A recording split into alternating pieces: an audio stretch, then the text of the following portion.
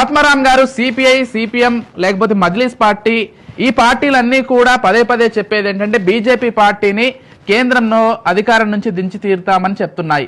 దానికోసం ఎవరితో పొత్తు పెట్టుకోవాలో వాళ్ళతో పొత్తు పెట్టుకోవాలన్నట్లుగా కూడా భావిస్తున్నాయి.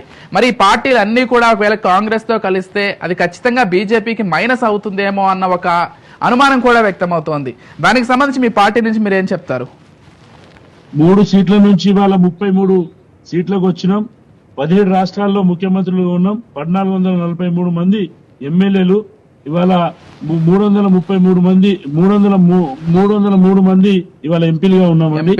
ఈ పార్టీలు ఎన్ని కలిసినా మా ధర్మమైన న్యాయమైన దేశం కోసం నరేంద్ర మోడీ గారు మరి ఎప్పుడు లేని విధంగా ఈ ఏదైతే 9 సంవత్సరాల పరిపాలన ఉందో ఈ దేశాన్ని ప్రపంచంలోనే అగ్రగామిగా ఉంచడం కోసం చేస్తున్న ప్రయత్నాలను ప్రపంచవ్యాప్తంగా అందరు చూస్తా ఉన్నారు. ఈ పార్టీలు ఎన్ని కలిసినా వీళ్ళు మరి పోయినసారి కలిసిరు, అంతకుముందు కూడా కలిసిరు. వీళ్ళు కలిస్తే మట్టుకి మాకేదో అయిపోతుందని అనుకోవడం లేదు. ఎందుకంటే భారతదేశ ప్రజలందరూ నరేంద్ర మోడీ గారి తరపున నిలబడి ఇవాళ పోరాటం చేసే పరిస్థితి ఏర్పడింది. ఎందుకంటే ఇవాళ భారతదేశాన్నే ప్రపంచ దేశాలు ఆదర్శంగా తీసుకునే విధంగా భారతదేశాన్ని తీర్చిదిద్దుతున్న ప్రధానమంత్రి నరేంద్ర మోడీ గారి వైపు ఇవాళ ప్రజలందరూ చూస్తా ఉన్నారు. కాబట్టి ఈ బీఆర్ఎస్ పార్టీ, కాంగ్రెస్ పార్టీ ఈ పార్టీలతోటి ఒరిగేదేం లేదు. కాంగ్రెస్ పార్టీ రాగానే ఉగ్రవాదులను జైల్లోకెళ్లి విడుదల చేస్తామని చెప్పేసి కాంగ్రెస్ పార్టీ నాయకులు మరి పేపర్ ప్రకటన చేస్తా ఉంటారు. ఈ విధమైన పరిపాలన అంటే రెచ్చగొట్టి మరి కాంగ్రెస్ పార్టీ, సిపిఐ, సిపిఎం అన్ని పార్టీలు ఏకమైనా మరి రాబోయే ప్రభుత్వం మళ్ళీ నరేంద్ర మోడీ గారిదే.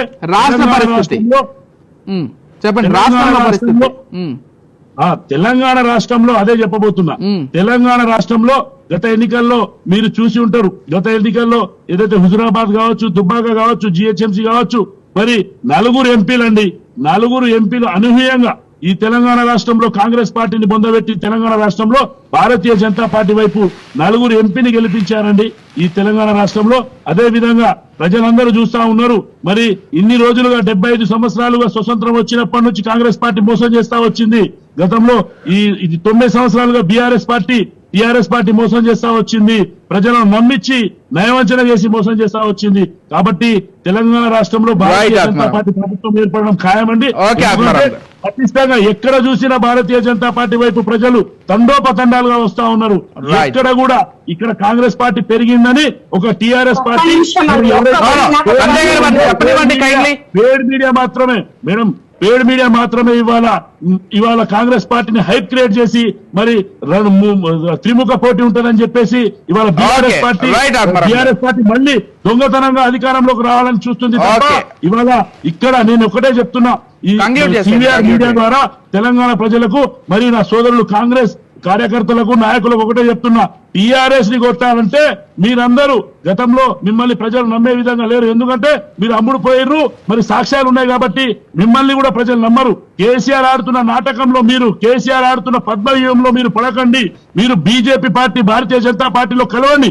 ఎందుకంటే గోషామహల్ ఎమ్మెల్యే ఒక్కరే ఒకరు, గోషామహల్ ఎమ్మెల్యే రాజాసింగ్ గారు పార్టీ సస్పెండ్ చేసినా కూడా వేరే పార్టీలో పోలేదండి. అంటే అటువంటి పార్టీ అంటే ప్రజలు ఎవరైతే నమ్మి మమ్మల్ని ఓటేస్తారో